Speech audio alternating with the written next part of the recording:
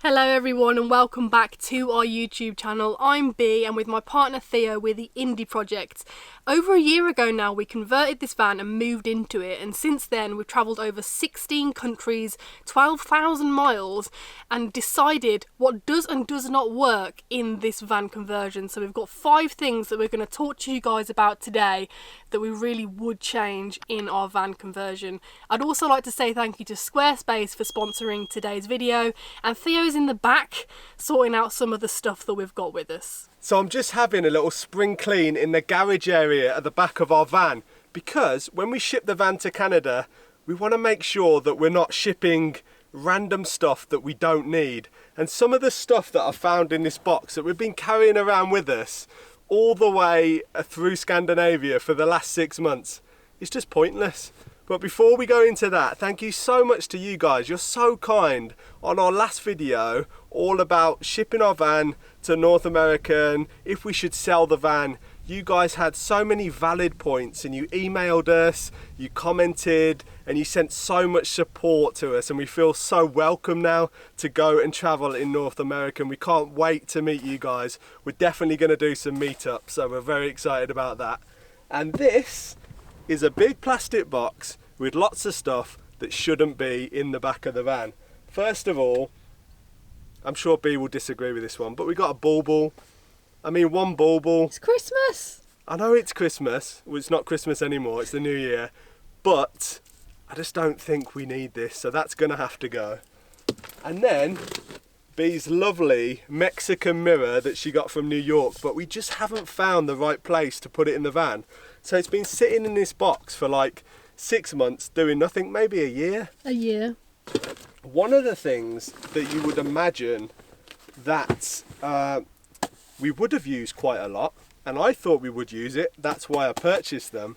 These are leveling blocks. So what these allow you to do is when you're not on an even surface, which you would imagine is quite a lot because we wild camp, you put these down and you can level your van. The thing is, we only used them once the whole time in 6 months, so we're gonna get rid of these. So anyone wants some leveling blocks, let us know, because we are not taking with us. They're also fairly heavy as well.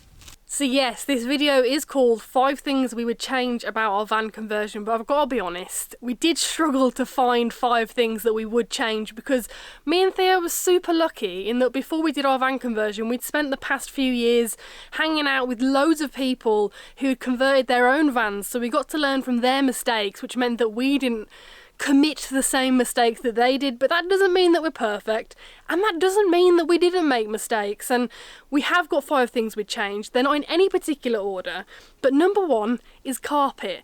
Do not carpet the walls in your van if you live with a cat, because Ginjey Bear loves to scratch them. Let me show you. So like B mentioned, we trimmed all the bare metal pieces in our van with a really nice stretchable carpet. And it looks really nice, but it doesn't anymore because Ginger's ripped it apart. You can see here, it's actually come away from the wall and it needs re-gluing, and it's just a pain. This is like Ginger's area, so she goes up here and scratches, and she actually knows what she's doing now. She knows she's not allowed to scratch the carpet. When she wants extra food or she wants something early in the morning, she goes to the back right by our heads where there's also carpet, and she scratches the wall to wake us up so she can get fed in the morning, which is a bit of a pain. But what we have done is we brought her this miniature scratching post, and she's actually started to use it. So if you have a cat in a van, definitely get them a scratching post, because they will just scratch anything. We've also got a drawer just here on our kitchen cabinet that she's just scratched the hell out of. I actually quite like it. It looks quite rustic, but the carpet just looks a bit old now, and we need to figure out how to fix this. Moving on to number 2 in the van, it would be this curtain area here. I have actually got a curtain that I did make, or half made. I never finished it, so it does prop up like this. I have to tuck it on, and it's actually not even sewn up yet. It's still got like pins in it, so I have been stabbed a few times using it as well. So I would definitely finish this at some point, because privacy is key in a van. There's nothing worse than when you're parked up at night and you know there's people outside and you've got the lights on inside and you're just kind of like on show to everyone. So definitely curtains are a key, and I really do need to get on that and finish it. Number 3 is lighting. I don't want to change our lighting. I love our lighting, but it's actually positioned behind me in the kitchen. So for now, I've got this little light that was from the pound shop. It's from the pound shop, and in the daylight it doesn't seem to make much difference.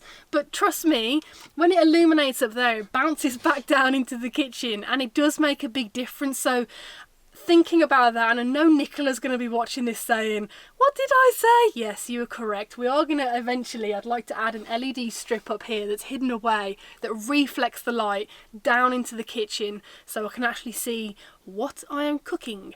And number 4, our sink. And I know you're going to be thinking, oh, they're finally going to admit that their sink was too small. It's got nothing to do with the size of the sink. It's all to do with what it's made of. This isn't real copper. That might shock you, but yeah, we couldn't afford a real copper sink. So when we cut a hole through it, we didn't prep it, and it's actually trying to rust. So that's what we would change, and probably hopefully will change in the future, because you really want your sink to be watertight. So eventually the sink will rust through completely, that's inevitable, but I've come up with a cunning plan that I've actually implemented in our outhouse. So this is a sink we have in our outhouse, and it started life out as a jam pan. It looks really cool. Would have liked to have this in our van, but it was a little bit too big. And what I did is I put my own plug hole in it, but I also filled the bottom with clear epoxy resin, which actually protects the bottom and brings the level of the jam pan up to the plug hole so no water can settle in here. So if I do the same in the copper one, that should prolong the life of the copper sink in the van. So that's 4 down, there's 1 more to go, and before we move on to the final thing that we'd change about our van conversion, I wanted to talk about today's sponsor. So if you don't know what Squarespace is, it's a fantastic platform for building and creating your own lovely websites. We have ours through there, and I'm very proud that I managed to do it all on my own, because I have zero technical abilities with that kind of stuff. You can drag and drop to create a really lovely website with your own personal touch to it. I have a blog on there, which is one of my favourite ways to share content with you all, second to video making.